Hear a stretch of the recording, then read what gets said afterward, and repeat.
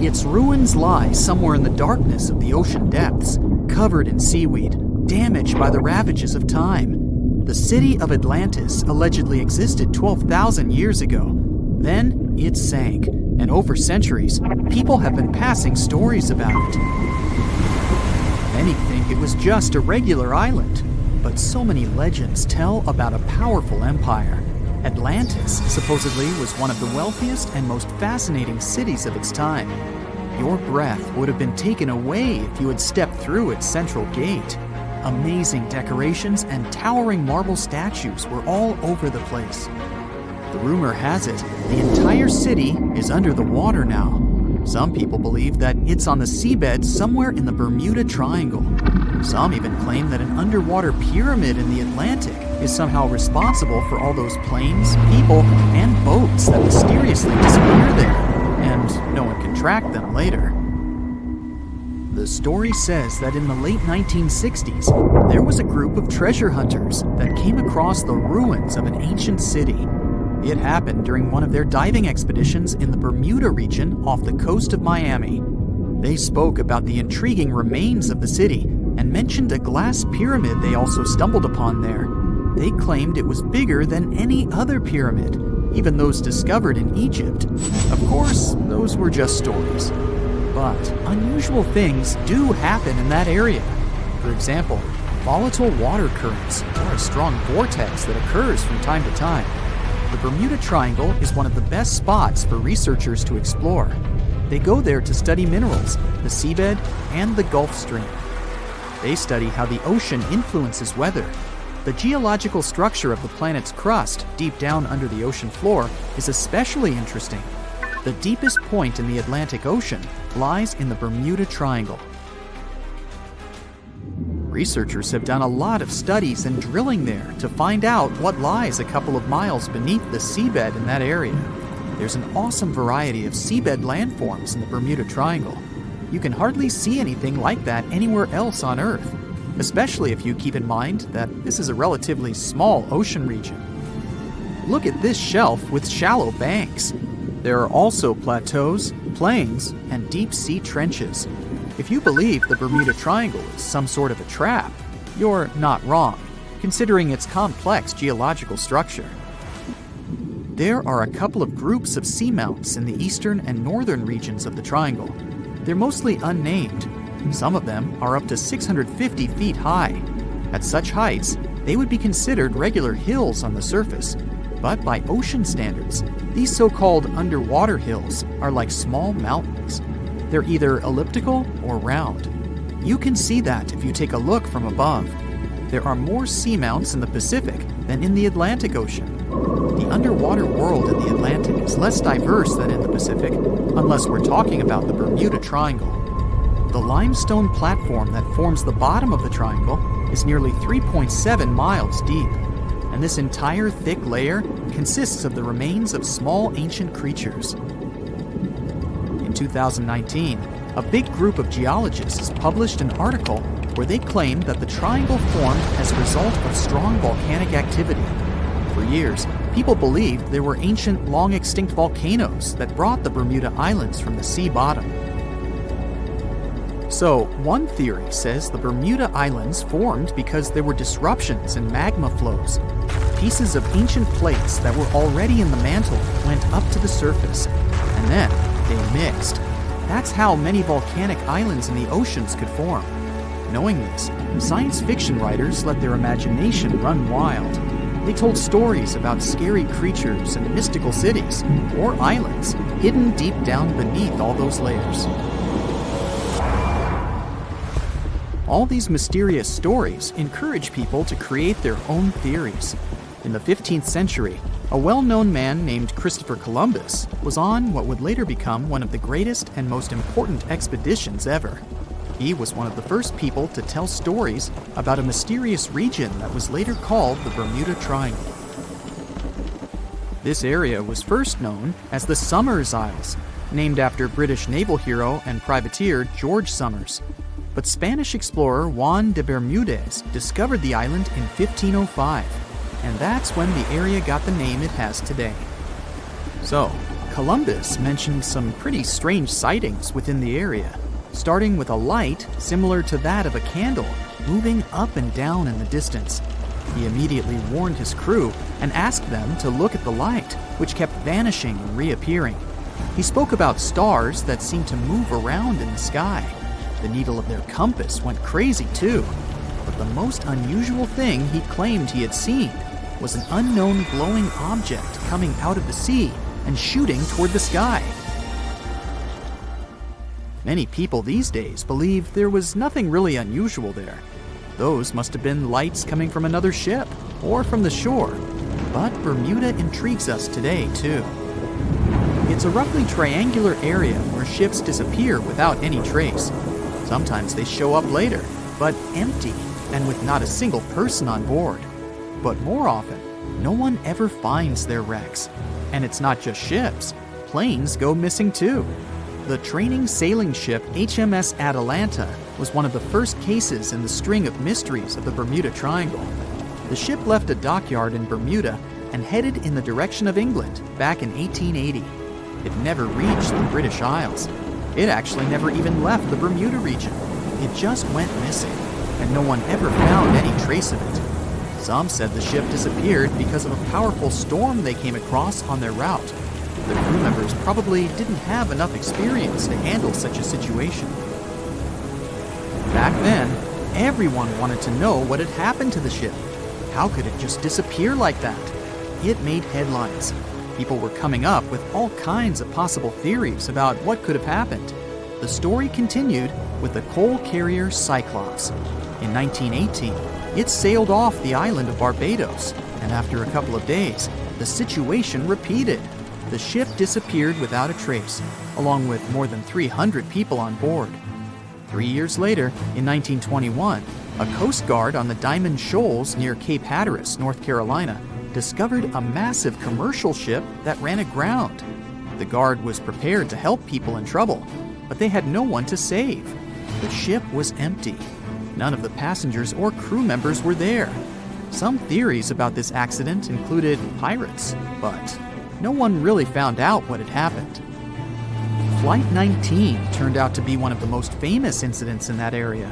An entire group of aircraft disappeared in the area in 1945. A further rescue expedition didn't go well either, because one of the mariners with 13 crew members also went missing. And it's not that such things only happened a long time ago. A 29-foot-long ship with 20 people on board went missing a day after it was due to arrive at Lake Worth, Florida. There were neither any records of the ship nor any distress signal. The search mission involved boats and aircraft and lasted 84 hours. The rescue team covered an area that was nearly 2 times the size of the entire state of Massachusetts, but still nothing. The Bermuda Triangle is a place of great mystery, but the islands are a perfect spot for travelers. It's an excellent place if you're into golfing, for example. So, if you're lucky, you might easily run into some famous golf players or celebrities while there. And here's something interesting for music fans. John Lennon got inspiration for nearly 25 of his songs on one of these fascinating islands. More than 50 ships and 20 planes have disappeared here since the middle of the 19th century. You won't find this place using an ordinary paper map, since it's not an official region of the Atlantic Ocean. It's just a small area of water in the shape of a triangle, located not far from the southeastern coast of the U.S. In the 20th century, this place became a legend. Some believe it's home to a secret base. Others are positive it's a time portal. Ships get caught in a strong storm and move to the past or the future. There's also a theory that the city of Atlantis is located right under the Bermuda Triangle. Its technologies create bursts of energy and destroy ships. Even airplanes have a chance to disappear in this area. All this has gone so far that if something strange happens in the ocean, everyone thinks it's somehow connected with the Bermuda Triangle. The fear of the triangle has been made popular through books and movies. Directors, writers, and journalists like to use this theme. But in their works, you only see a few correct answers. You can find the truth about this place yourself if you look closely. But first, let's refute the weakest theories. Space objects, Atlantis, time travel. All these myths appeared in the middle of the 20th century. There weren't any records about mysterious phenomena before this time. People just noted that a lot of ships were sinking here. But then, one author wrote a book about Atlantis lying in the waters of the Triangle. The author didn't provide any evidence, but he described this hypothesis very convincingly. People read it and liked it. The human psyche likes to read something secret. When you learn something that no one knows about, it makes you feel special. And of course, you begin to believe in this secret. So, this was one reason why the Bermuda Triangle book has become so popular. It brought the author a lot of money, and other people also wanted to enrich themselves the same way. Some other fantastic theories about time travel and secret bases have appeared since then. After that, people started making documentaries. All those works devoted to the mystical nature of the triangle were based not on real facts, but on theories from other books. It's impossible to find the truth in this chaos. Some people like to learn secrets, even if they're fake. But you can always find the truth if you really want. Just take any myth and try to find sources proving its reality. Most likely, you'll find nothing but non-scientific books and movies. There are also more realistic things about the triangle, but they are no less interesting. One hypothesis says that ships disappeared there because of methane. Deposits of this gas are under the seabed of this region. Sometimes it releases from there and rises to the surface. As soon as methane comes into contact with water, it takes the form of giant bubbles. Then these bubbles foam the water and create large waves that flip the ships. This theory is quite real, and such a natural phenomenon exists, but not in the Bermuda Triangle. None of the numerous studies have confirmed the presence of an increased concentration of this gas here. The last methane eruption occurred here about 15,000 years ago. Another realistic theory is rogue waves. They form without storms and winds. The calm water surface can transform into a big wave, the height of a 5-story building, in 3 seconds. It sinks a ship and then quickly disappears. The sea is calm again, as if there were no waves at all. Some scientists believe a surface sea current colliding with a strong headwind creates this phenomenon. But some recorded cases involved no wind. Another version says the wave is born thanks to the collision of warm and cold currents. But the most exciting theory talks about kinetic vampirism that forms the waves. Under certain natural conditions, waves get the ability to exchange kinetic energy. And among all the waves, there will be the biggest, the vampire one. It absorbs the energy from all the others. When the power is accumulated, the vampire wave splashes it out. This explains the force of the impact and its sudden disappearance. All theories seem logical, but scientists still can't figure out the nature of this phenomenon. Yes, rogue waves can carry ships underwater, but not only in the Bermuda Triangle. They rarely appear in all the waters of the world's oceans. So let's move on to the next theory. Some of those who sailed through this place reported their navigation devices had become unstable. The compass and electronics broke down. The signal and radio communications were lost. We need to look at the triangle from space to find out the reason. If you use special sensors and devices, you'll see that the Earth's magnetic field is weakened above the Bermuda Triangle. This field is a shield that protects us from solar radiation. The ISS astronauts said that the triangle gets more of the sun's particles than any other part of the planet. Therefore, electronics are unstable in this area. But such failures don't occur with satellites and other space objects flying within our planet's atmosphere. Areas with a weakened magnetic field appear all over the world, and they hardly ever disrupt navigation. This means that ships and planes work stably in such conditions. But all the same, a compass doesn't work correctly in the triangle area. Could it be that some magnetic anomaly affects the navigation systems? This theory was quickly refuted. Scientists regularly check the magnetic map of this region and don't find any deviations from the norm. The reason for the unstable functioning of a compass is not an anomaly.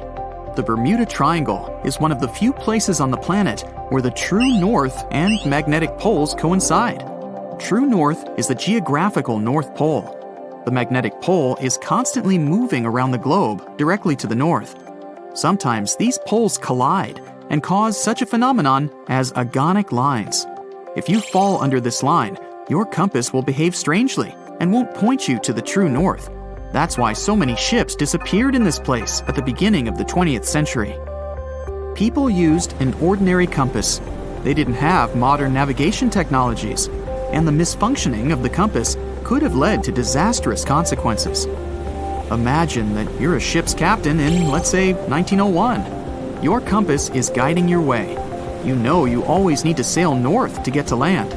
Then you get into the Bermuda Triangle. You look at the compass and notice the arrow position has slightly changed. Now you need to move in another direction. This direction is the wrong one, but you don't know about it yet. You take the wrong path and end up in the Caribbean region. This area is full of tiny islands, and the seabed is not deep here. Your ship gets on a shoal. You're stuck and have no idea where you are. That's how some ships disappeared in this region. But if you had GPS, you wouldn't have lost your route and would have sailed safely to land. By the way, now, in the 21st century, you can use a compass here without problems, since the magnetic North Pole doesn't meet the true one on the territory of the Bermuda Triangle anymore. The agonic lines are somewhere else right now. But still, for some reason, ships get lost here. And now we come to the most unexpected solution to the Bermuda Triangle problem. Yes, boats sometimes disappear in this region. And the reason for this is water, ocean, nature, call it whatever you want. Unfortunately, ships sink all over the world. Don't be afraid of just one triangle. There are places in the Atlantic Ocean territory where more boats disappear, and the Bermuda Triangle is not even in the top 10 of them. But why does no one know about them? Well, it's because people wrote fairy tales about one particular place. One of the most popular ship routes of the Atlantic passes through the Bermuda Triangle. Can you guess where most shipwrecks occur statistically? In a place with many sailing ships. That is, in this region. The only true statement about the Bermuda Triangle is frequent storms. But even bad weather and a raging sea doesn't always sink ships. Also, hurricanes often form in the Triangle territory. The Bermuda region has high atmospheric pressure. This pressure diverts storm clouds away towards the triangle. Strong winds and large waves can sink ships, and lightning flashes can damage planes, but this is not unique. So don't blame the triangle for all the problems. It's a beautiful and picturesque place that attracts many tourists. The Bermuda Triangle is one of the most heavily traveled shipping routes in the world. Some skeptics believe that this fact solves the Bermuda Triangle mystery. Statistically, the busier the area, the higher the frequency of accidents and disappearances. While this makes sense, it's not the frequency of disappearances that's responsible for the mystery of the Bermuda Triangle. It's the lack of explanation or wreckage found. On his very first voyage to the New World in 1492, Christopher Columbus sailed through the Bermuda Triangle. Columbus reported that one night, when he was on the deck of the ship, he noticed a giant light appear in the distance, unlike anything he'd ever seen before. Columbus looked at his compass for direction, and it gave off erratic readings. You might have noticed that the Bermuda Triangle doesn't appear on any world map. This is because official institutions refuse to acknowledge that the area actually exists. No one exactly knows how many ships and planes have disappeared in the Bermuda Triangle. The rough estimate is 50 ships and 20 planes. Most of the time, the disappearances had no explanation and no wreckage has ever been left behind. When the TBF Avenger planes went missing, a massive search operation was conducted. Boats and planes searched the Bermuda Triangle for any signs of the aircraft. One of the boats searching was a PBM-5 Mariner airboat. The airboat took flight at 7:27 p.m. and called in a routine radio message 3 minutes later. Then, it was never heard from again. No trace was ever found of the rescue airboat or the 5 Avenger aircraft. A huge investigation was launched into the disappearance of all these vehicles, but nothing was ever discovered. The Bermuda Triangle is home to some pretty intense and unexpected weather. Storms build up quickly and unexpectedly, then disappear soon after. If you blink, you might miss it. This could explain why few distress signals are issued. pilots and sailors never saw the weather coming. A popular theory suggests that rogue waves are responsible for the many disappearances. Rogue waves are called extreme storm waves by scientists. They occur when different weather patterns take place at the same time and cause large, unexpected waves that reach up to 100 feet tall. Witnesses say that the waves look like giant walls of water. These waves could explain why ships go down fast and without leaving any trace. Just off the coast of Japan, you'll find the Bermuda Triangle of the Pacific Ocean. They call it the Devil's Triangle. Between 1950 and 1954, 9 ships disappeared in this area without leaving a trace. The ship Maroon 5 was sent to investigate these unexplained disappearances when it also vanished. After this incident, the Japanese authorities labeled the area as a danger zone, and sailors were encouraged to avoid it. Some people blame all disasters on the extraterrestrial paranormal activity. Others suppose it's all about raging natural phenomena. Some scientists believe the cause of anomalies is the environmental changes. Also, there's a really high concentration of methane hydrates on the bottom of the ocean in the Pacific Bermuda area. This gas tends to set off, and when it happens, bubbles start forming on the surface of the water. These gas eruptions can interrupt the ability to float and can easily sink a ship. Because of this chemical reaction, there won't be even a trace left. Underwater volcanoes are said to be another possible explanation for the Japanese Dragon's Triangle. In fact, they can take down even small islands. Luckily, nobody lives there. It's a pretty common thing in this area that some of them disappear underwater and others appear out of the blue because of seismic activity. You'll never find the Dragon's Triangle on any official map of the world, so nobody's quite sure about how large it is in reality. In July 2015, 2 teenagers disappeared after setting sail off the coast of Florida. There's some mystery about what the 2 teens were really getting up to. They told their parents that they were just going to fish, but they told their friends that they were crossing to the Bahamas. Shortly after they left, a line of thunderstorms moved towards the area, and the boys were never heard from again. A massive search was conducted, but sadly, nothing was found. 1 year later, the pair's boat was found off the coast of Bermuda with a broken iPhone and some personal effects left inside. One of the most popular and bizarre theories trying to solve the Bermuda Triangle mystery comes from Charles Berlitz. He insists that the area is home to the lost city of Atlantis.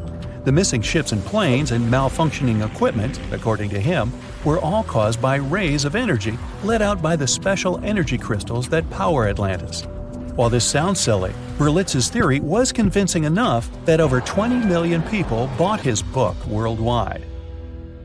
Previously, the compass wouldn't work well in the Bermuda Triangle since the lines of the 2 poles coincided here, true north and magnetic north. But if you fall into this line, your compass will behave strangely. But the magnetic north is constantly shifting, and now it's far beyond the triangle. No legend says pirates of the last centuries operate in the Bermuda Triangle, or that the Flying Dutchman makes other ships disappear. A popular theory is that ships travel to the distant past or future through a time portal in the Bermuda Triangle. Fortunately, these are all myths. Just imagine hundreds of giant tentacles reaching out to a group of ships sailing through the Bermuda Triangle. In the past centuries, they could easily sink an entire fleet, since the ships were made of wood and were lighter. Squids wrapped decks with their strong tentacles, made holes in the ship's hulls with their sharp beaks. Toothy suction cups could break the masts and tear the sails. The water was filling the holds and slowly rising to the deck. The ship sank in a matter of minutes. Survivors reached the shore and told everyone about huge monsters. This is how the legends of the Kraken appeared. Fortunately, now people have sonars and equipment for monitoring the sea space. They say the main reason why this place is so enigmatic must be the magnetic fields that form this ominous triangle. Ocean floor is made of rocks containing a lot of magnetite. It's more like iron. Magnetic fields react to the high concentration of magnetite on the ocean floor, which may start a sort of conflict between the two. It can often lead to various weather anomalies and, as a result, navigation issues. And naturally, any changes in the ocean floor or the Earth's magnetic fields influence the Bermuda Triangle a lot. Magnetic fields tend to shift their position, so do tectonic plates and even the continents, even though we never notice it. The skies are usually very clear there, but back in 1883, some people witnessed abnormal things in the area.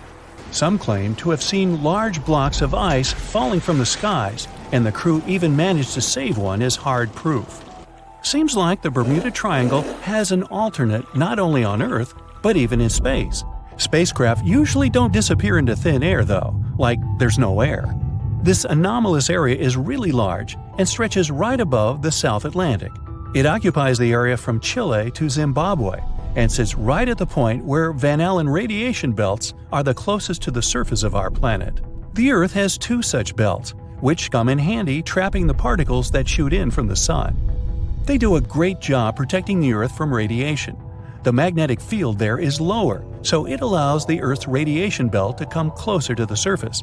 Whenever a satellite passes by, it will be exposed to radiation, which might lead to serious damage. So, no satellite can take pictures of it. The South Atlantic anomaly is part of the Earth where natural radiation just flows out of control. Still, there is little evidence that all these triangles are really dangerous. Many believe the Bermuda Triangle itself has been proven time and again to be nothing but a work of fiction. In fact, some shipwrecks, such as the Ellen Austin, gained popularity in the middle of the 20th century, while nobody even thought of drawing a triangle in the Bermuda area before that.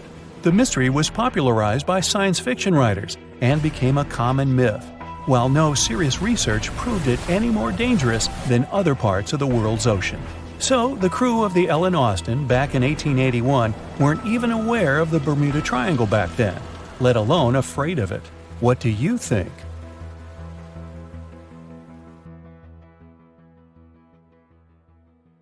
December 4th, 1970. Pilot Bruce Gernon had two passengers on board his Beechcraft Bonanza single-engine aircraft, his father and business partner. They took off from Andros Island in the Bahamas and headed northwest for the Florida coast. Sure, they were in the infamous Bermuda Triangle's airspace, but this was a typical flight Bruce had made dozens of times before. The trip usually took about an hour and a half with no hiccups whatsoever. Bruce took off and started gaining altitude. Strange things started happening right from the get-go. At first, he noticed a small cloud up ahead, but it kept growing. Not from the plane getting closer. This thing was actually getting bigger in size. Bruce had to fly through it, and he came out the other end just fine. He gained altitude, and yet another mysterious cloud appeared. This one was massive, and Bruce had no other choice but to fly through it too. At that moment, it got dark as night all around the aircraft. But this wasn't a storm cloud, and it wasn't raining. Bruce was starting to get worried, and then, bam! He saw flashes of white light. Bruce kept flying for another 30 minutes when he realized this was the same cloud he had gone through earlier when he started to climb. But now the cloud was cylindrical, and the plane was flying through its center. It was wide and seemed endless. Bruce thought he could never get out of that trap. But a minute later, he saw light at the end of the tunnel. But all of a sudden, the walls of the cloud tunnel began to narrow. They were closing in on the plane. The navigational instruments started wigging out. The compass was spinning by itself counterclockwise. The walls kept narrowing, smaller and smaller, wrapping like a vortex. The electrical instruments still going haywire. Bruce was running out of time. He had to get out of this place fast. A grueling 20 seconds later, he burst out of this foggy trap. As Bruce described later, he felt weightless for 5 seconds as his plane left the tunnel. The clouds dispersed, and now the aircraft was in a grayish haze. The men let out a big sigh of relief. He immediately grabbed the radio and contacted ground control to determine his location. But when the dispatcher looked at the green screen, his face became contorted with confusion. Bruce's plane wasn't on the radar. It was as if the thing was invisible. But then the dispatcher said the aircraft was already in Miami airspace. Bruce was utterly shocked. It just couldn't be true. Remember, the whole trip usually took around 90 minutes, But this time, it took just 47 minutes to get to the destination. His plane didn't magically gain some supersonic speed beyond the model's limited max cruising speed. This was physically impossible. The dispatcher must have made a mistake. But when the clouds parted, Bruce saw that he really was over Miami. The plane landed safely, and it was time to try and solve this mystery. Bruce checked the remaining fuel and his watch. After a short calculation, he was only more confused. The plane hadn't gone through the amount of fuel it should have. Archive records show that 84 sunspots were recorded that day, as well as a huge solar wind. This would cause disturbances in the Earth's magnetosphere that could throw off the plane's instruments and radars. But so far, no one has been able to explain how the plane got to Miami so fast. Maybe in the future, the truth will be revealed. In the meantime, it remains another mysterious riddle of the Bermuda Triangle. As an experienced sailor and the first man to ever sail non-stop on his own around North and South America, Matt Rutherford has seen a lot during his voyages. But what he saw in 2013 while sailing through the waters of the Atlantic with his colleague surely stands out. Some 800 miles off the coast of Bermuda, not far away from the famous Bermuda Triangle, they noticed a boat that seemed to be moving by itself. The sails weren't up and the motor wasn't running. The sailors decided to check if there was someone who needed their help aboard, so they moved closer to the mysterious ship. Once they got there, things only got weirder, as they realized there wasn't a living soul aboard. Rutherford started filming to document their discovery. The boat looked so awfully abandoned that they expected to find some pretty scary things in there. But it didn't stop Rutherford from searching the vessel. The boat, which turned out to be named Wolfhound, looked like an upscale one, probably costing hundreds of thousands of dollars. It was pretty weird to find it floating by itself in the middle of the ocean. It seemed like whoever abandoned it was leaving in a rush. There were clothes and other personal belongings all over the main cabin. Some parts of the ceiling had fallen and some drawers had popped open. The brave sailors decided to tow the ghost ship back to Bermuda. It wasn't easy because Wolfhound was bigger and heavier than their boat. After days at sea, the crew was running low on fuel and asked a passing freighter to stop and give them some gas. They kept pulling Wolfhound until the tow line got wrapped around the rudder and they realized they could get stranded in the Bermuda Triangle. So they had to abandon the ship. What really happened and how Wolfhound ended up in the middle of the ocean will probably remain a mystery. Rumor has it that it belonged to a member of the Royal Irish Yacht Club. The ship was going on its first voyage from Connecticut to Bermuda and then Antigua. It got in a terrible storm around 400 miles away from Delaware. The winds were so strong that the yacht suffered 2 knockdowns. A Greek cargo ship rescued the crew. They left the ship with an emergency beacon on. The rescued crew members shared that they saw the ship sink, which only adds more questions to the story. How did it get back to the surface? Does the Bermuda Triangle have anything to do with that? Christopher Columbus himself reported some unusual compass activity going on in this mysterious area while he was on his way to the New World. Despite the stories of more than 50 ships and 20 planes disappearing in the area, it remains one of the most heavily traveled shipping routes in the world. Some skeptics believe that this fact solves the Bermuda Triangle mystery. It could make sense because the busier the area, the more accidents happen there. But then again, it's not the number of disappearances that makes the place so mysterious. It's the lack of explanation and wreckage lost for good. The first ever confirmed ship to vanish in the Bermuda Triangle was the USS Pickering. In 1800, it departed from the US on its way to the West Indies. The ship sailed into the Bermuda Triangle along with its 90-man crew. No one ever heard anything from them ever since. The popular explanation is that the ship was taken out by a storm. But because no one found any wreckage, we'll never know for sure. The largest ship that has ever disappeared in this mysterious area was the USS Cyclops. In March 1918, carrying a crew of 306 people, the USS Cyclops left Barbados and headed home to Baltimore. The ship passed through the Bermuda Triangle on its journey and vanished into thin air, or rather, water. The Cyclops never sent any distress signal and disappeared without any explanation or trace. The Bermuda Triangle isn't the only place in the world where ships go missing or mysteriously resurface. One of the most famous ghost ship stories would be of SS Bechimo. The large cargo steamer was built in Sweden. On October 1st, 1931, it got caught in pack ice. The crew decided to wait it out and managed to break free after a couple of days, only to get trapped again in less than a week. This time, they didn't manage to make it out. A rescue team went by air to save 22 of the crew members. 15 other members stayed in a wooden shelter they built not far away from the ship. Their plan was to wait out the winter and get back aboard.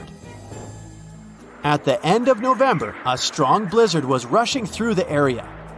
When it was over, Bechimo seemed to have gone away with the storm.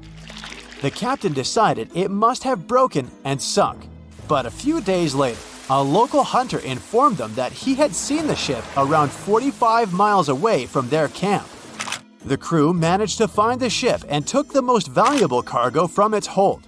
They had fears that Bechimo wouldn't live through that rough water, but it did manage to survive after all. Once the ice was gone, it floated away and ended up drifting along the shores of Canada and Alaska. Many people reported seeing the ghost ship in an open sea. Some even tried to board it to save the ship, but the weather didn't allow it to happen. The last time someone saw SS Bechimo was in 1969, 38 years after its crew had left it. It could still be drifting somewhere in the ocean. The story of MV Hoita happened in the South Pacific. The ship was originally a wooden luxury yacht. After serving for 20 years to various owners, it became a merchant ship. In 1959, it set on a trading voyage that was supposed to last around 2 days. When it didn't reach its destination on time, no one was worried at first, as things happen in the open waters. After another day, and no distress signals from the Hoita, it was obvious that something serious was going on with it. There were 25 people aboard, and their families wanted to find them.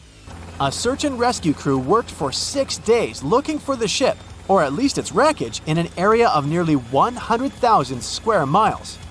That's 1.5 times as big as Florida.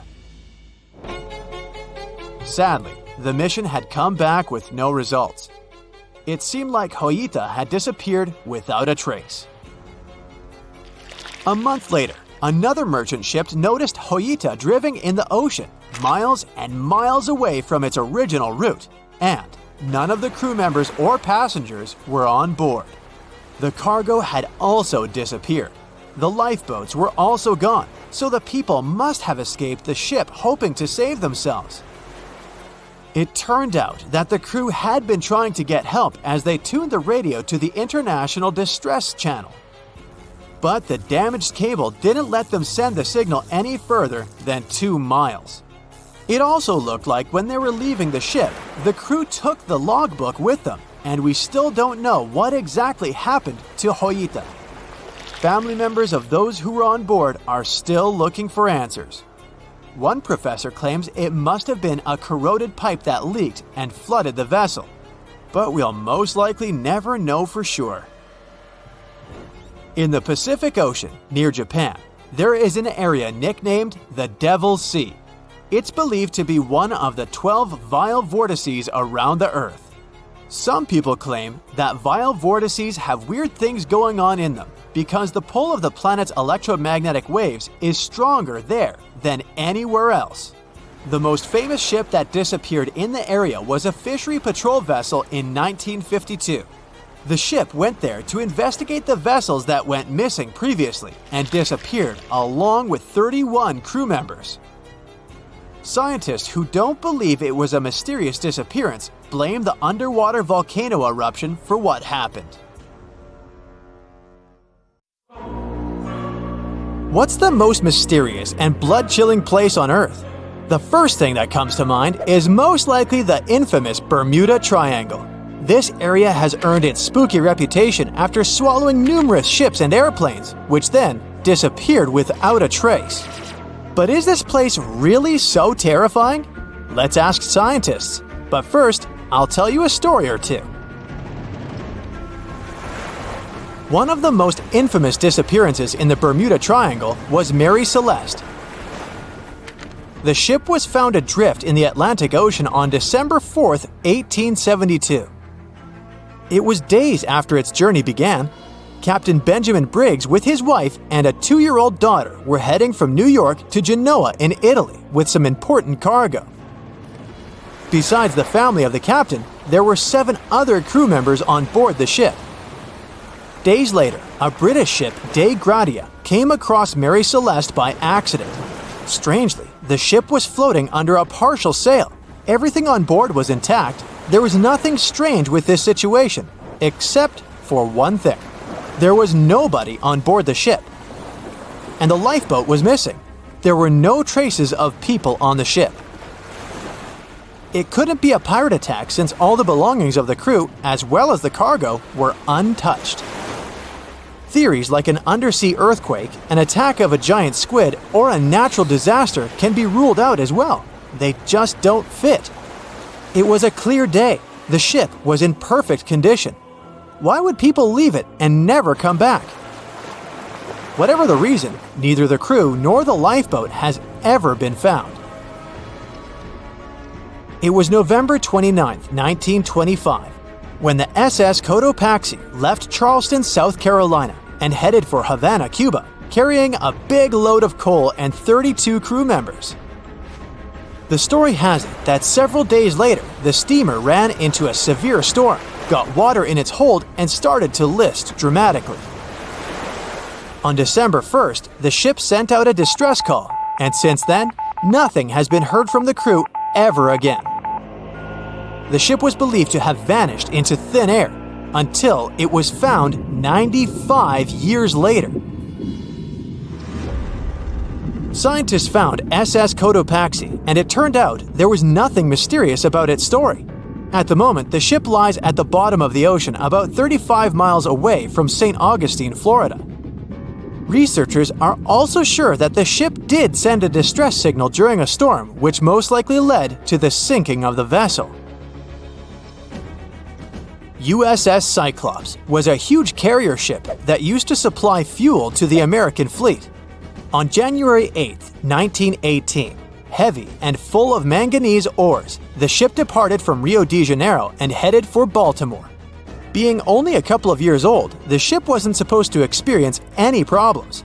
All 309 people on board felt safe and calm.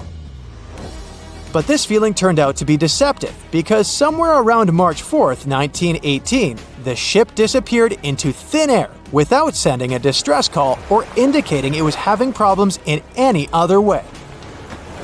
In the history of the U.S. Navy, this case remains the accident that caused the largest loss of life at a time.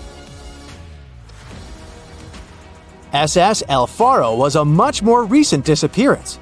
This cargo ship left Jacksonville, Florida on October 1st, 2015 with 33 crew members and tons of vehicles, trailers, and containers on board. The huge vessel was supposed to deliver its load to Puerto Rico, but something went wrong. A regular tropical storm that started miles away suddenly transformed into a powerful hurricane that rushed towards El Faro. It started to circle around the cargo ship, making the communication from the vessel go silent.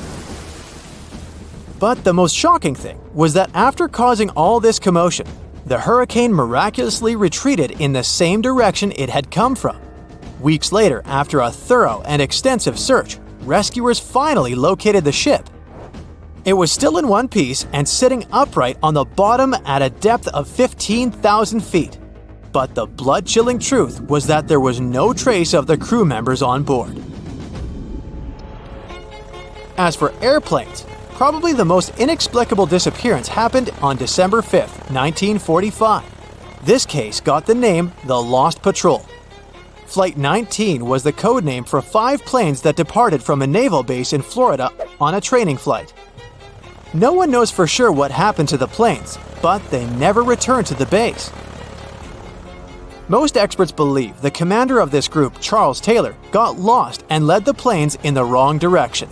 Those were the machines that could land on water, so hypothetically, after getting low on fuel, the pilots could ditch and wait for help, rocking on the surface of the ocean.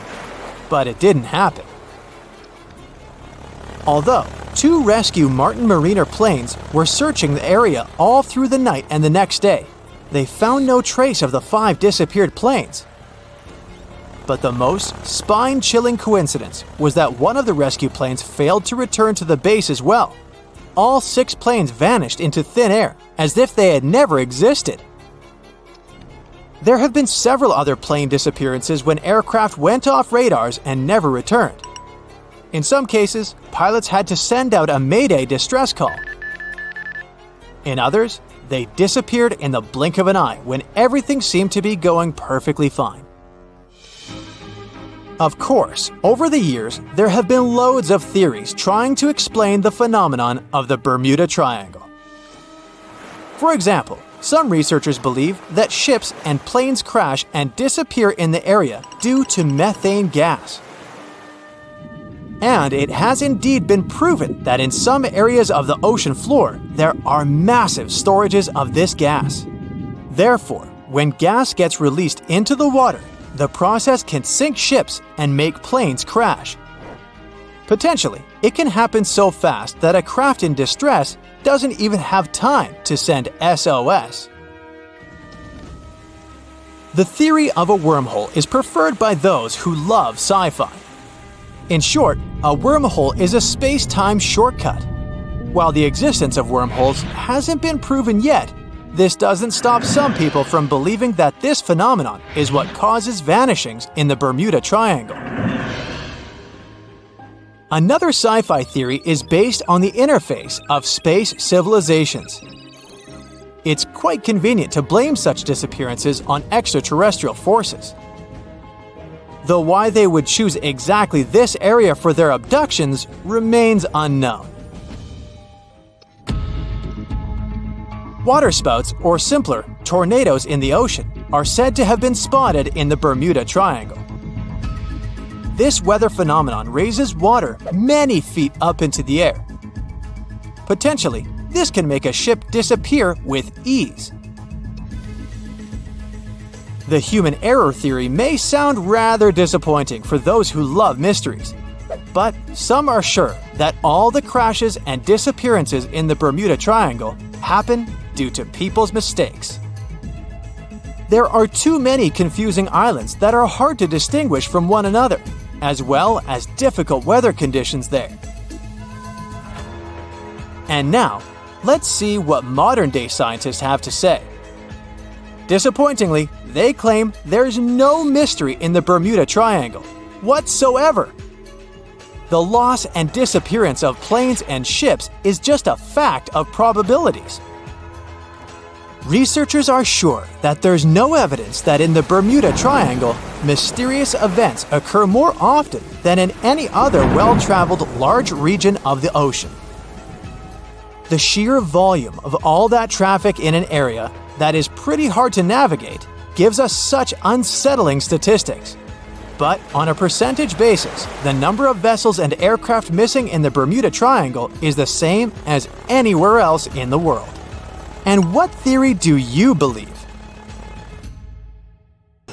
Can we estimate how many ships and airplanes were lost in the Bermuda Triangle?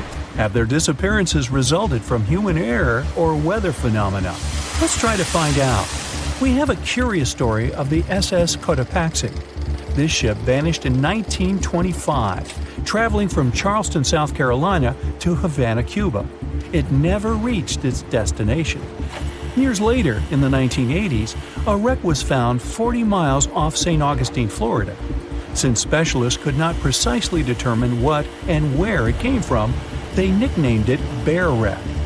It took many additional years of work, done mainly by marine biologists, to identify that this ship was indeed the missing SS Cotopaxi. This was confirmed in January 2020. How did the ship just reappear? And how did it get there, since this mysterious shipwreck isn't even in the Bermuda Triangle? Now, let's see who came up with this term, Bermuda Triangle. Can you actually pinpoint the triangle on a map? No, it's not an officially recognized location either. The Bermuda Triangle does not appear on any world map. Nobody has agreed on its exact boundaries. There are only assumptions with approximations of the entire area, ranging between 500,000 and 1.5 million square miles. By all approximations, the region has a vaguely triangular shape. In 1964, an American author named Vincent Hayes Gaddis first came up with the idea when writing an article for Argosy magazine. He used the Bermuda Triangle to describe a triangular region that has destroyed hundreds of ships and planes without a trace. It is pretty hard to get the number of lost ships and planes because some ships and aircraft have gone missing without leaving a trace. Their wreckage in the region has not been recovered, but the recorded stories should help us. Legends about the Bermuda Triangle date back to the 15th century, like that of the Italian explorer Christopher Columbus. When sailing through the Atlantic waters, he passed by this location in the late 1400s. In what we now know as the Bermuda Triangle, he saw a huge flame that seemed to just crash into the ocean. Later, he saw an unusual light flashing in the distance at the exact location. Like many other sailors since then, his compass had severe malfunctions. Flight 19, a Navy plane on a routine schedule back in 1945, also started the Bermuda Triangle legend. It was commanded by Lieutenant Charles Taylor, and it's recorded that he just got lost in the triangle for no reason. Since pilots had no GPS back then, they had to trust their compasses and keep track of how long they'd been flying in a specific direction and their speed. Shortly after completing the task, both of the compasses on board stopped working correctly.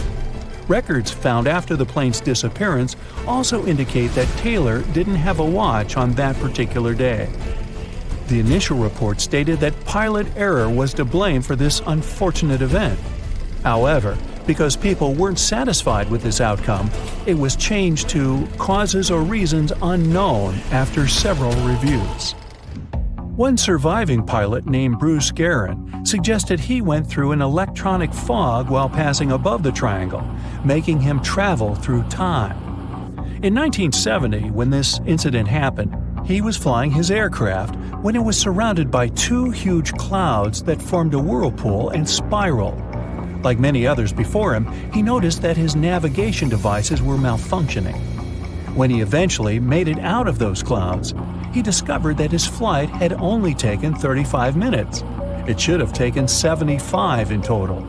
Since he had no other reasonable explanation for what he went through, he believed he must have been pushed forward in time. It's not only strange-looking clouds that have been seen above the Bermuda Triangle. In 2014, a pilot recalled almost colliding with a flying object that he could not identify whatsoever. Some of these strange encounters were even caught on tape. It's the case of an early 2015 flight whose passengers noticed a curious object just floating over the ocean. The pilots have yet to figure out what they actually saw back there. Okay, not all of the possible explanations have been this unusual. Oceanographers, for example, have also tried to explain why ships disappear around here. So they recently came back to one of their old theories: rogue waves. These are immense walls of water that just pop up suddenly. If multiple such waves rise simultaneously, they overlap like a wave sandwich. If one single wave can reach over 30 feet tall and happen simultaneously, it can create a rogue wave that can surpass 100 feet high. These types of waves can quickly overtake even the biggest of ships. Meteorologists came up with their own explanation too. hexagonal clouds. These unusual types of clouds can generate winds of up to 170 miles per hour, and they're pretty significant too, some reaching 20 to 55 miles across. As such, waves inside these wind giants can go as high as 45 feet. The Earth's own magnetic force might also have something to do with it. Within the Bermuda Triangle, compasses point to true north, the geographic North Pole, rather than magnetic north, the shifting magnetic North Pole. Some have even explained that since these two perfectly overlap in the Bermuda Triangle, it can cause a magnetic phenomenon that could make navigational devices malfunction. It's called the agonic line. The problem is that scientists have discovered that this line moves each year. It might have passed through the Bermuda Triangle at one point, but it's now through the Gulf of Mexico. Other strange natural phenomenon found along the coast of Norway could help explain why the Bermuda Triangle has claimed so many ships. There are some deep craters there, measuring up to half a mile wide and are 150 feet deep. Scientists believe they were created by methane gas bubbles. This gas seems to be leaking from deposits hidden deep in the seabed. Once the gas reaches a certain quantity, it bursts to the surface and causes eruptions. So, do pilots and ship captains actually avoid this area today? Could this explain why there are fewer ships that get lost there nowadays? But if you've ever flown from Miami to San Juan, Puerto Rico, you probably know that's not true. As for ships, if people would avoid the Bermuda Triangle, nearly all Caribbean vacations would be spoiled. To this day, there are a lot of flights that go over the Bermuda Triangle, so it's clear nobody is avoiding it. This place is one of the most heavily traveled shipping lanes in the world. Nowadays, the Bermuda Triangle has heavy daily traffic, both by sea and air. But the Bermuda Triangle is indeed subject to tropical storms and hurricanes that happen very often. Let's also keep in mind that the Gulf Stream, a strong ocean current that causes sharp changes in local weather, passes through the Bermuda Triangle. Besides, the deepest point in the Atlantic Ocean, the Milwaukee Depth, is also located in the Bermuda Triangle.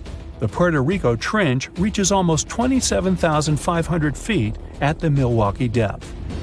So, if you think about it, the whole mystery is a perfect combination of human error, bad weather, and a lot of ship traffic. This was confirmed by data provided by the U.S. Coast Guard. If you look at percentages, the number of ships or planes that go missing in the Bermuda Triangle isn't different from anywhere else. Disappearances do not happen more often than in any comparable region of the Atlantic Ocean. Official statistics say around 50 ships and 20 airplanes have vanished while traveling through this region. So that's another reason why the total number is so hard to pinpoint. Nobody could describe its rescue in official records if a boat was reported missing. There are also some events that, it turns out, didn't happen at all, adding to those false reports, like that of a plane crash back in 1937 off Daytona Beach, Florida, that local papers surprisingly revealed nothing about. In 1945, 5 TBF Avenger aircraft took flight for a routine training exercise around the Bermuda Triangle. In the middle of the exercise, the planes were struck by intense rain and heavy winds, despite the clear weather forecast. The pilots became extremely disoriented and radioed the base to report that their navigational equipment had stopped working. The last thing the base heard was, "When the first plane drops below 10 gallons, we all go down together." And then, static. The 5 planes and their 14 passengers were never seen or heard from again. On his very first voyage to the New World in 1492, Christopher Columbus sailed through the Bermuda Triangle. Columbus reported that one night, when he was on the deck of the ship, he noticed a giant light appear in the distance, unlike anything he had ever seen before. Columbus looked at his compass for direction, and it gave off erratic readings. You might have noticed that the Bermuda Triangle doesn't appear on any world map. This is because official institutions refuse to acknowledge that the area actually exists. In March 1918, carrying a crew of 306 people, the USS Cyclops left Barbados and headed home to Baltimore. The ship passed through the Bermuda Triangle on its journey and was never seen again.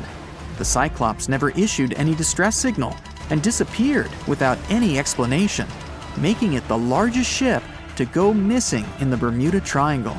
No wreckage has ever been found. No one exactly knows how many ships and planes have disappeared in the Bermuda Triangle. The rough estimate is 50 ships and 20 planes. Most of the time, the disappearances had no explanation and no wreckage has ever been left behind. In the year 1800, a large sailing vessel called the USS Pickering departed from the US on its way to the West Indies. The ship sailed into the Bermuda Triangle along with its 90-man crew and was never heard from again. The USS Pickering was the first ever confirmed ship to vanish in the Bermuda Triangle. It's believed that the ship was taken out by a storm, but because no wreckage was ever found, we'll never know for sure. William Shakespeare's famous play, The Tempest, was inspired by the Bermuda Triangle. Sailors returned home to England to tell stories of treacherous waters near the Bahamas where ships mysteriously disappeared. These stories made it back to the Bard himself and inspired his final play about a storm at sea transporting a ship to a mysterious land. The shipwreck in Shakespeare's play is based on the 17th century ship Sea Venture. The ship was carrying supplies from England to Virginia when it was struck by a massive storm in the Bermuda Triangle.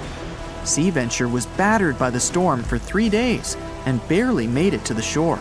Survivors of the wreck were stranded on a desolate stretch of Bermuda for 9 months. When the TBF Avenger planes went missing, a massive search operation was conducted. Boats and planes searched the Bermuda Triangle for any signs of the aircraft. One of the boats searching was a PBM-5 Mariner airboat. The airboat took flight at 7:27 p.m. and called in a routine radio message 3 minutes later. Then, it was never heard from again. No trace was ever found of the rescue airboat or the 5 Avenger aircraft. A huge investigation was launched into the disappearance of all these vehicles, but nothing was ever discovered.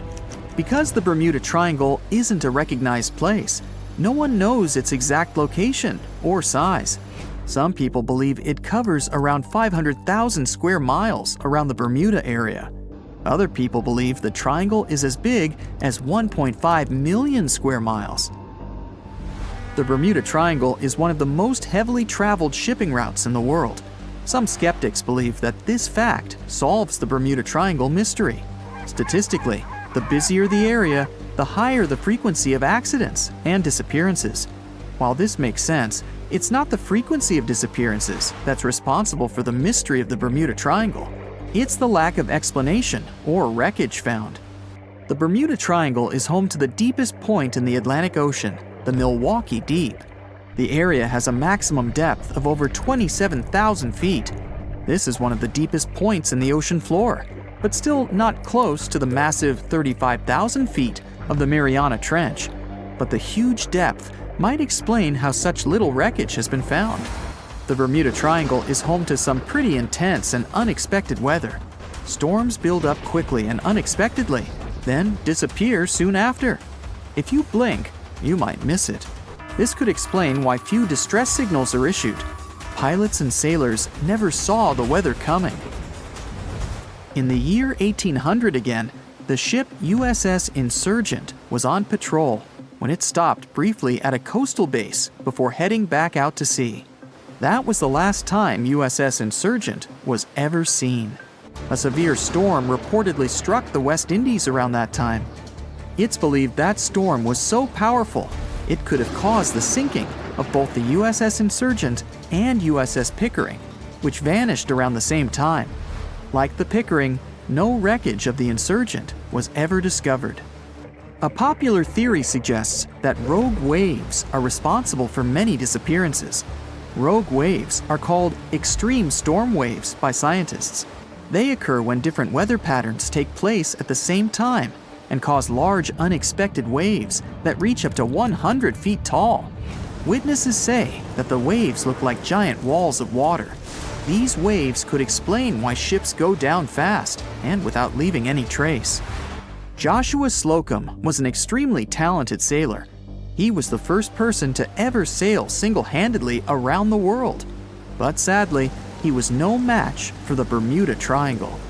In November 1909, Slocum said goodbye to his wife and set off on one of his usual winter voyages to the West Indies. Slocum's wife reported him missing after several months passed without any contact. It's said that he called in at Miami to resupply before vanishing into the Bermuda Triangle. Just off the coast of Japan, you'll find the Bermuda Triangle of the Pacific Ocean. They call it the Dragon's Triangle. Between 1950 and 1954, 9 ships disappeared in this area without leaving a trace. The ship Kaiomaru 5 was sent to investigate these unexplained disappearances when it also vanished. After this incident, the Japanese authorities labeled the area as a danger zone, and sailors are encouraged to avoid it. On the ocean floor, decomposing organisms let off large concentrations of methane gas that gets trapped under the water. This gas can build up until, boom, it ruptures. The gas surges up to the surface and erupts. If a ship was in the area of one of these ruptures, the water would become much less dense and cause the ship to sink rapidly and without warning. Scientists believe this could be the cause of the many disappearances in the Bermuda Triangle. While this theory makes a lot of sense, it doesn't seem too likely. The United States Geological Survey has stated that no large releases of gas are believed to have occurred in the Bermuda Triangle for the past 15,000 years. In July 2015, 2 teenagers disappeared after setting sail off the coast of Florida. There's some mystery about what the 2 teens were really getting up to. They told their parents that they were just going to fish, but they told their friends that they were crossing to the Bahamas. Shortly after they left, a line of thunderstorms moved towards the area, and the boys were never heard from again. A massive 15,000-mile search was conducted, but sadly, nothing was found. 1 year later, the pair's boat was found off the coast of Bermuda with a broken iPhone and some personal effects left inside. One of the most popular and bizarre theories trying to solve the Bermuda Triangle mystery comes from Charles Berlitz. He insists that the area is home to the lost city of Atlantis. The missing ships and planes and malfunctioning equipment, according to him, were all caused by rays of energy let out by the special energy crystals that power Atlantis. While this sounds silly, Berlitz's theory was convincing enough that over 20 million people bought his book worldwide. It was the wealthiest and most beautiful city ever to be seen.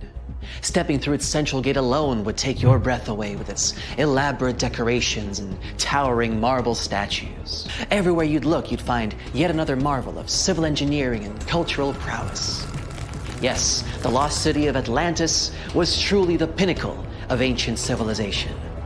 That is, if it ever existed. Since it was supposedly swallowed by the sea in its entirety, it's no wonder some curious minds linked it to the Bermuda Triangle, another subject of endless mystery in popular culture, suspected of swallowing quite a few missing planes and ships. In the late 1960s, it's said that a group of treasure hunters stumbled upon the remains of an ancient city while diving in the Bermuda Triangle off the coast of Miami. Not only did they claim to encounter some intricate-looking ruins, but they also claimed that they found a glass pyramid there, larger than any other pyramid ever discovered in Egypt. A huge glass pyramid on the bottom of the Atlantic Ocean? No, that story turned out to be a hoax. Nevertheless, we do know that strange phenomena are still happening in the Bermuda Triangle, like volatile water currents or even the occasional vortex. When anyone mentions the Bermuda Islands, this mythical triangle is often the first thing that comes to mind, due to all the mysterious disappearances or unexplained malfunctions. But there's a lot more to this territory than one mysterious triangle. Let me tell you about it, just in case you might want to visit. For a time after its discovery, Bermuda was briefly known as the Somers Isle, named after George Somers, a British privateer and naval hero. But the name that eventually stuck was the initial name, Bermuda, named after Juan de Bermudez, an explorer from Spain who discovered it in 1505. It's the oldest remaining British territory overseas, going back to a time before even the United Kingdom was established. The island's geographical creation is also unique. Scientists have recently discovered that the volcano that had generated this piece of land is like no other on Earth. Since it has pleasant weather almost all year, it's a great place for golfing, sporting 8 world-class courses, often frequented by famous golf players or celebrities. You might just run into one by accident, if you're lucky.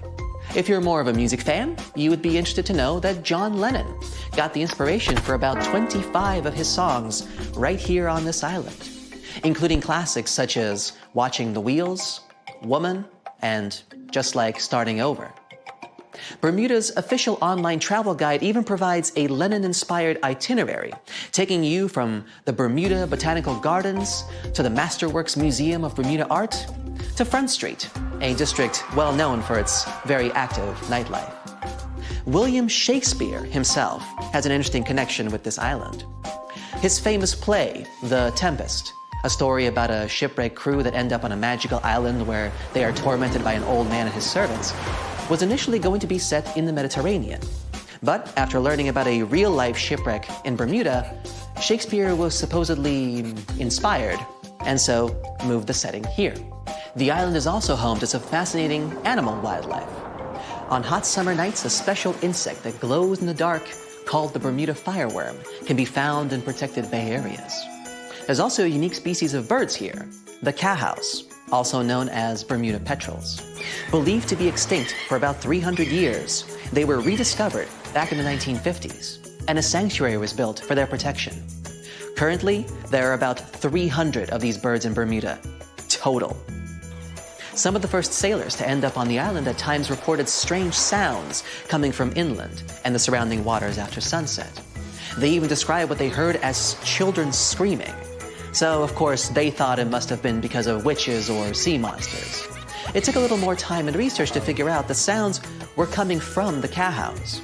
These birds emit a very specific sound that can be easily confused with distressed human noises. Just as the Netherlands are famous for their tulips and Brazil for its coffee, Bermuda is well known for, drumroll please, onions. Yes, Bermuda used to export an amazing amount of onions back in the day, and the general quality of the vegetables produced here is said to be very high. Bermudians, that's how people living in Bermuda are called, are so proud of their onion heritage that when the clock strikes 12 on New Year's, a giant-sized onion decorated with beautiful lights is dropped in St. George's Town Square to usher in a new year. This is a big part of Bermudian tradition, as their onion heritage is a point of pride for the Bermudian people. The community of Bermuda is known to be tight-knit and to be very friendly and sociable. It's common to say hi to everyone on the street, even if you aren't properly introduced. Not greeting people when entering a shop or jumping into a bus is actually considered rude, so be sure to get accustomed to locals saying hello when paying a visit. Another fascinating aspect of Bermuda is its architecture. The houses are all painted in bright, zesty colors. Bermudians take very good care of their homes, even repainting them every 4 to 5 years. And they can even choose the color of their house without any limits. The roofs, however, are a completely different story. When visiting, you will notice that they are all white and terraced. Here's why. Since there is no public water system in Bermuda, people living here have to collect their own water. And that's what the roofs are for. Rainwater is collected on the roofs and then funneled into water tanks for storage and future use. That's why it's so important that the roofs remain white. Not only is it much easier to spot debris on a white surface, but the white cement also helps with sanitizing the water. What about transportation? Well, only residents can drive a car here, and only a single car is permitted per household in terms of ownership. So if your trip itinerary includes renting a car, you may want to rethink it. If riding a bus is not your preference, there's always the option of renting a scooter. You just have to remember to drive on the left side of the road. It is a British colony after all. This wonderful location is also one of the few places on Earth with pink, sandy beaches. Because it's surrounded by coral reefs that are responsible for the special red pigment, Bermuda is home to some of the most spectacularly colored beaches in the world, such as Horseshoe Bay Beach, West Whale Bay, or South Shore Park. For those interested in more of a culinary experience, Bermuda has some interesting local dishes to explore. Its geographical location and the fact that it's surrounded by water mean that most local courses are based on fish and seafood. Here you can get a nice codfish breakfast, a Bermuda fish cake, or their famous Hoppin' John, a dish made with black-eyed peas, sliced sausage, bacon or chicken, Bermuda onion of course, and some brown rice, often seasoned with garlic and thyme. They do this last one for special occasions, like in January, during the Bermuda Restaurant Weeks, a culinary festival that you'd better not miss if you love a good feast. For a place to chill with a fantastic view, Bermuda offers 2 historic lighthouses, each with its own delightful peculiarities. To get to Gibbs Hill Lighthouse, for example, you would have to make a long pilgrimage up 185 steps. There's no elevator to get you there, so be sure you're properly hydrated before starting the journey. The panoramic view of the ocean, however, will make up for all the effort.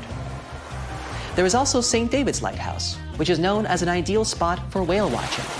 Particularly in March and April, humpback whales generally pass through these waters as they travel north to their feeding grounds in Canada. The National Museum of Bermuda also provides an array of unique experiences, such as the Dolphin Quest. Through this program, tourists have the opportunity to view, meet, and interact with dolphins in a sheltered, natural ocean lagoon environment. Searching for the best hidden Instagrammable spots? Then Crystal and Fantasy Caves is the place for you.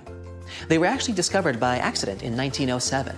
2 young boys, Carl Gibbons and Edgar Hollis, lost their ball while playing cricket. When one of the boys went down a hole to get the ball back, he discovered this magical place full of crystal formations surrounding a beautiful lake. Crystal and Fantasy Caves attract a huge number of tourists each year, and through a number of recently constructed bridges, they are now more easily accessible. Be sure to wear comfortable shoes, though. There's lots of other geographic, historic, and cultural attractions I could talk about, but I think you get the gist. Bermuda is a lovely and vibrant island paradise that offers so much more than conspiracy theories about missing planes and lost cities. The weather is pleasant, the people are friendly, and there's so much to do on this beautiful island. So what are you waiting for? Book a flight today! Just a suggestion, of course. Not a lot of people have heard of this mysterious body of water named after famous English explorer Sir Francis Drake. Even though Drake himself never sailed through these waters, one of his ships did pass near this location and discovered a connection between the Atlantic and Pacific Oceans. That's how the area got named the Drake Passage in 1578. Soon enough, the passage became known for some mysterious disappearances. It got the reputation of being the roughest and most unpredictable stretch of water in the world. It's now known for its strong winds and rough seas, with waves that can reach up to 60 feet in height. The passage also has powerful currents with speeds never seen before. Does it sound like a good start to an adventure book? Sure, it doesn't make the place any less real. If you ever decide to travel between the southern tip of South America and the southern tip of the Antarctic Peninsula, you will come across the infamous Drake Passage. We call this place the Drake Passage today, but locals still believe it should be named after Spanish explorer Francisco de Oces. He was a Spanish navigator who, in 1525, led the first known European expedition to navigate the Drake Passage. The trip was part of an attempt of Spain to find a new route to the Spice Islands in the East Indies. Oces and his 2 ships, the San Lesmes and the Santiago, sailed through the Strait of Magellan and into the Drake Passage, where they encountered treacherous weather and rough seas. Despite the difficulties, they successfully navigated the passage and became the first Europeans known to have done so. However, the expedition failed to find a new trade route, and the crew returned to Spain with no significant discoveries.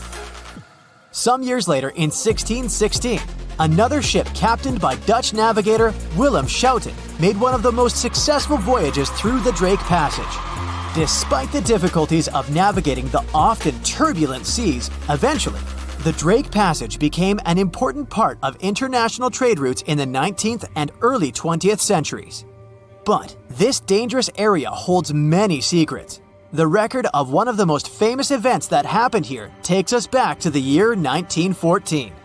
During that time, a British explorer named Shackleton wanted to travel to Antarctica with 27 men split between two ships. Those were named the Endurance and the Aurora. The explorers wanted to check out two routes that reached the continent.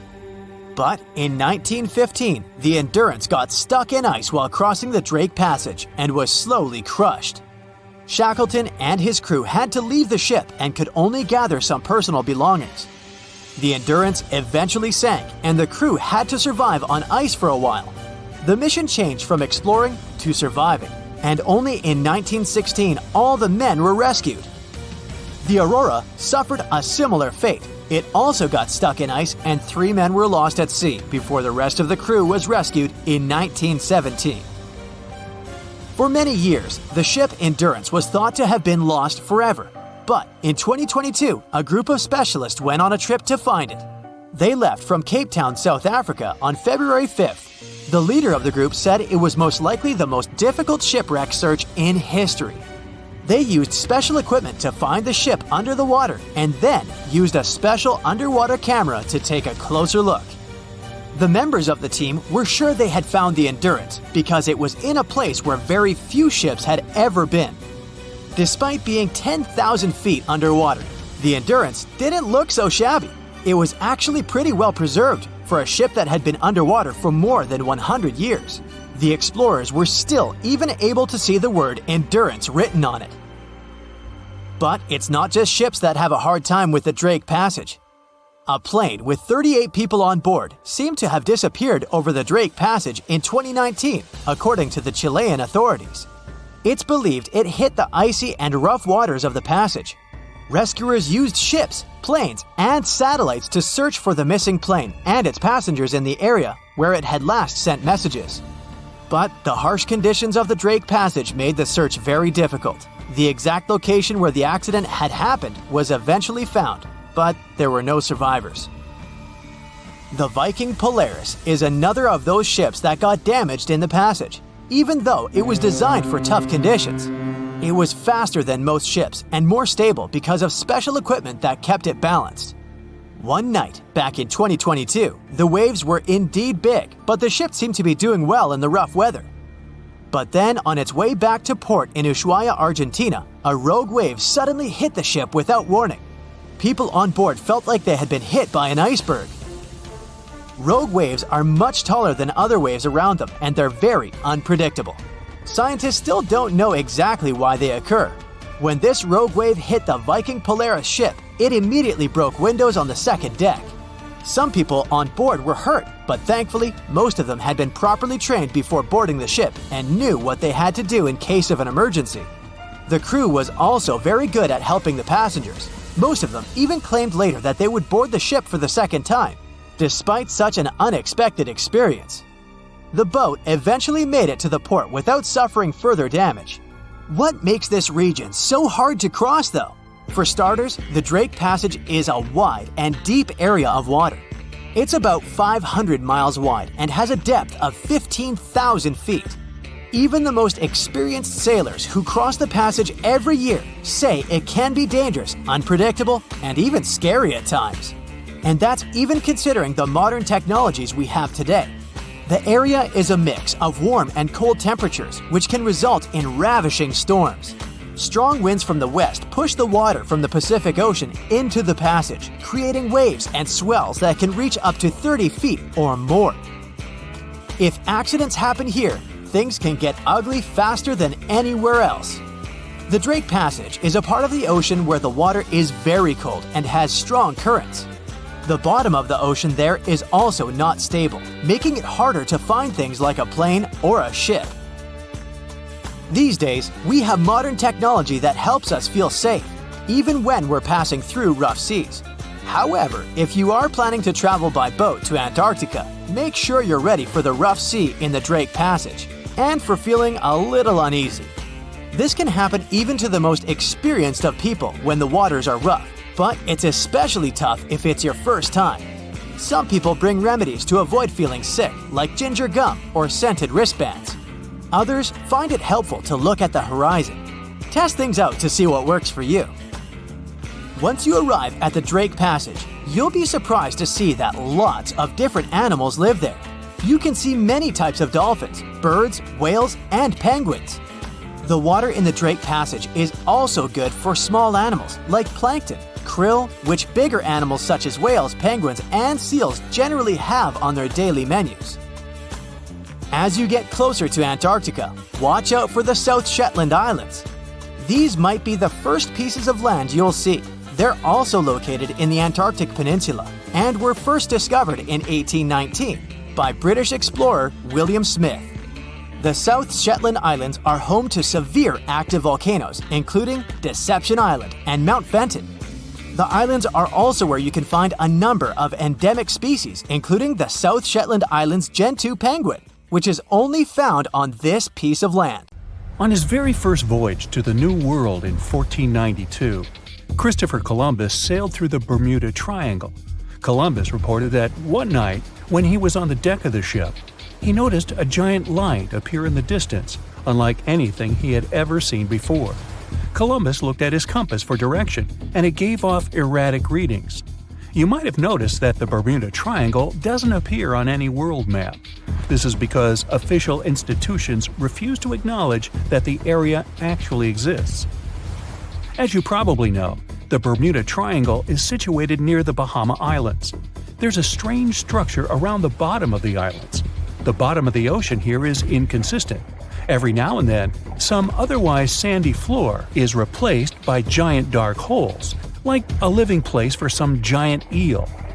The most common problem with those caverns, named blue holes, is that sometimes tidal waves can make them produce vortices and whirlpools. Experienced divers say that they're like waterfalls in the middle of the sea. In March 1918, carrying a crew of 306 people, the USS Cyclops left Barbados and headed home to Baltimore. The ship passed through the Bermuda Triangle on its journey and was never seen again. The Cyclops never issued any distress signal and disappeared without any explanation, making it the largest ship to go missing in the Bermuda Triangle. No wreckage has ever been found. No one exactly knows how many ships and planes have disappeared in the Bermuda Triangle. The rough estimate is 50 ships and 20 planes. Most of the time, the disappearances had no explanation and no wreckage has ever been left behind. A lot of Bermuda Triangle stories feature reports allegedly received from missing aircraft and ships. There are reports about strange cloud formations, tunnels in the air or above water, or the sudden appearance of thick fog sparkling with electric lights. As legend suggests, some of these anomalies are not only capable of completely disorienting any vessel, but also removing them from where they were altogether. Some enthusiasts of this theory draw a line between it and the experimentations of Joseph Hutchinson, who is trying to prove that electromagnetic fields can collide with each other and produce all kinds of disturbances to reality itself. He's done countless experiments in which electromagnetic fields were able to make objects levitate, fly out of the water, and begin to illuminate. Hutchinson himself thinks that similar things may have their place in special places like the Bermuda Triangle. There are some strange structures lying at the bottom of this eerie area. Some even reported the presence of giant pyramids here. In reality, the only giant things here are overstatements. The structures don't look like pyramids at all. They are called the Bimini Road. It lies northwest of the shore of North Bimini Island. In fact, it consists of two strange rock formations. Both look suspiciously like building blocks. Research showed that underlying ground layers beneath the Bimini Road feature nothing but bedrock, with no possible cavities in it. That totally excludes any possibility of these rocks being part of a building. In the year 1800, a large sailing vessel called the USS Pickering departed from the U.S. on its way to the West Indies. The ship sailed into the Bermuda Triangle along with its 90-man crew and was never heard from again. The USS Pickering was the first ever confirmed ship to vanish in the Bermuda Triangle.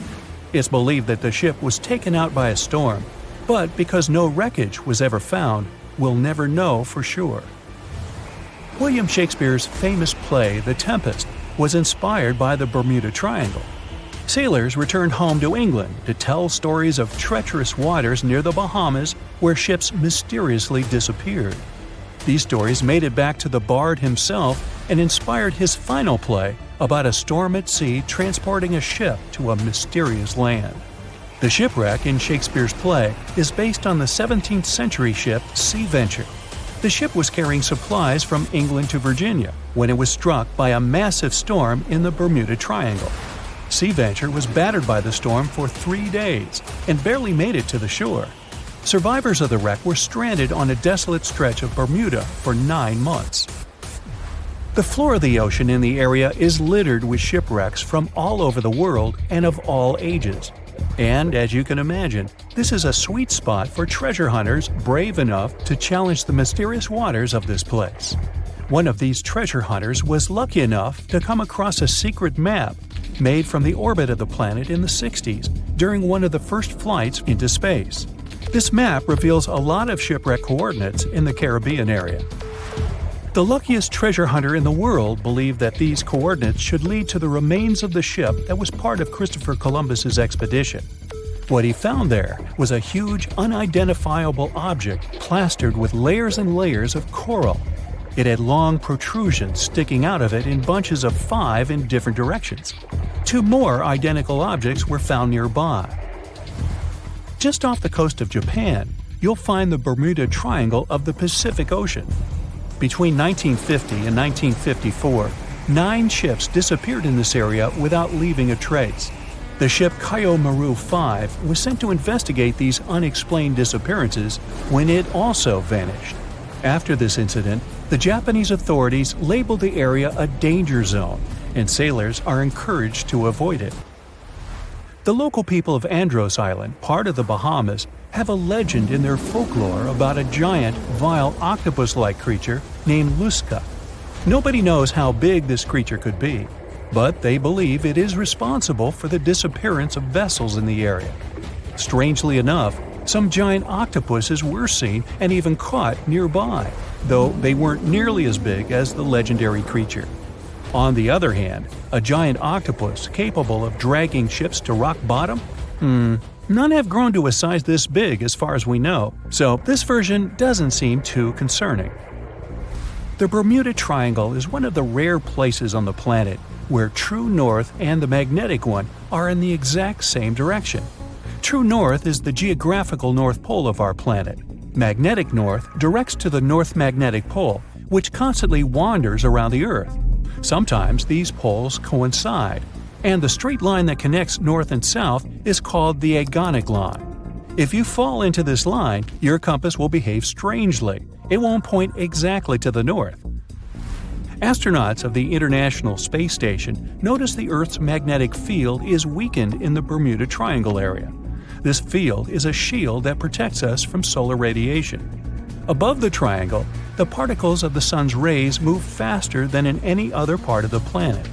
This causes unstable work of electronics of satellites flying in the atmosphere of Earth. It doesn't apply to ships and planes, though. The Bermuda Triangle is one of the most heavily traveled shipping routes in the world. Some skeptics believe that this fact solves the Bermuda Triangle mystery. Statistically, the busier the area, the higher the frequency of accidents and disappearances. While this makes sense, it's not the frequency of disappearances that's responsible for the mystery of the Bermuda Triangle.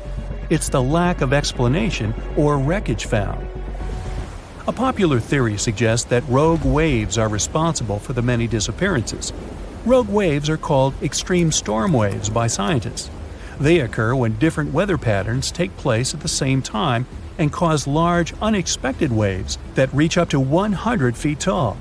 Witnesses say that the waves look like giant walls of water.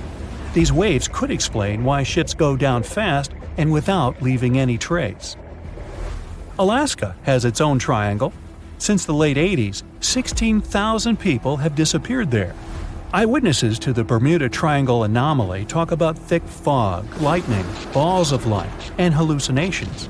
In Alaska, everything's a bit more complicated. People, planes, ships, they just disappear without a trace. There's no one around to tell us what it felt like.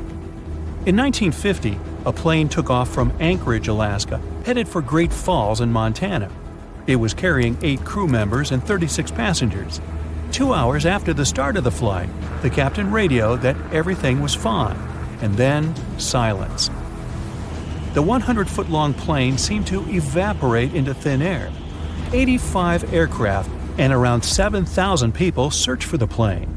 No trace, not even a screw, bolt, nothing. That plane mystery made the Alaskan Triangle famous. If you look on a map, it's a wild and mostly unpopulated zone that passes near Anchorage, Barrow, and Juneau. Hey, I didn't know about the Alaskan Triangle. Juneau? Yeah, that must be an old joke. It happened 66 million years ago. Hey, it could have been September. A massive asteroid slammed into Earth, bringing along chaos and devastation. The tragic aftermath of the terrifying collision led to the extinction of dinosaurs. Yes, I'm talking about the Chicxulub asteroid that left a massive crater in Mexico and changed life on Earth forever. And now, it turns out it wasn't the only cosmic rock to hit our planet during that time. Scientists have just confirmed there was another asteroid. This second space rock wasn't as big as Chicxulub, but it still packed a punch. It crashed to the ground off the coast of West Africa, smashing into the ocean and leaving a crater called the Nader crater. And tell you what, it wasn't a small splash. The impact was so powerful, it triggered a whole tsunami. It was more than 2,600 feet high, almost as high as the Burj Khalifa, the tallest man-made structure in the world. But how did we come to the conclusion that there was a second impact? Well, this researcher spotted the Nader crater in 2022. Dr. Nicholson was looking for some high-tech scans of the ocean floor when he noticed a massive 5.5-mile-wide depression under almost 1,000 feet of water. Well, he thought it could be an asteroid impact crater, but at the time, the evidence he had wasn't solid. But now, scientists have confirmed that this is the real deal. A second asteroid did hit Earth during the dinosaur extinction era. Now, let's see how they figured all this out. For one thing, there were those super high-resolution 3D seismic images. They allowed researchers to peel back layers of the ocean floor and get a crystal-clear look at the crater. It was like going from a blurry old ultrasound to the kind of 3D scans where you can see every little feature. Their findings confirm that the crater was left by an asteroid, somewhere between 1,500 to 1,640 feet wide. And it didn't just create a hole in the ground. The impact was so intense that it produced a central peak, formed escalating ridges around the crater, and even left a damage zone that stretched out for thousands of miles. Using those super detailed images, the scientists have managed to reconstruct what happened right after the asteroid hit the surface of our planet. First, it slammed into the ocean, creating an initial bowl-shaped crater. As the shockwave spread, the seabed was shaken so violently that it triggered landslides, and the soft sediment surrounding the crater collapsed inward, creating a noticeable brim. As you already know, the impact also triggered a tsunami, and it was so shockingly powerful that its waves didn't just go outward, they actually turned back towards the crater, leaving huge scars on the ocean floor. And this wasn't just one big wave. No, it was a whole series of them, a train of tsunamis smashing everything in their path. Now, this second asteroid impact is a huge deal for scientists. It's a rare opportunity to study a marine impact crater in such incredible detail. There are only about 20 confirmed marine craters in the world, and none of them have been captured with this level of precision before. Plus, this data allows scientists to test new ideas about how craters form in water. You see, unlike craters on land, marine craters are hidden under layers of sediment, which makes them tricky to study. But with this new 3D imaging, we can look at the crater in all its layers. It's like slicing into a cake to see what's inside. Dr. Nicholson and his team are now dreaming of drilling into the crater and recovering samples from deep below the ocean floor. This would allow them to measure the shock pressure during the impact and figure out what happened in the minutes, hours, and days following the collision. Of course, the Chicxulub asteroid is still the star of the show when it comes to the dinosaurs' extinction. This space traveler was giant, somewhere between 6 and 9 miles wide. It hit Earth at a devastating angle, sending vaporized rock and gas into the atmosphere. It caused an impact winter that lasted for 15 years, because all that stuff blocked out the sun and plunged Earth into darkness. Now, probably the most intriguing thing is that some experts think the Nader asteroid might have been a chunk that had broken off from Chicxulub before it hit Earth. It's still just a theory, but if true, it could mean that Earth got hit by a double whammy from space. Now, let's travel back in time to the year 1908 in Siberia. Look around. You see nothing but trees and rivers. And suddenly, a huge object, around 150 to 300 feet in diameter, dashes through the Earth's atmosphere. Is it a comet? An asteroid? Scientists aren't sure. What they do know for sure is that this intruder blew up in the sky over Tunguska, leading to one of the most powerful blasts in recorded history. It completely leveled the forest below, knocking out 80 million trees over an area of around 830 square miles.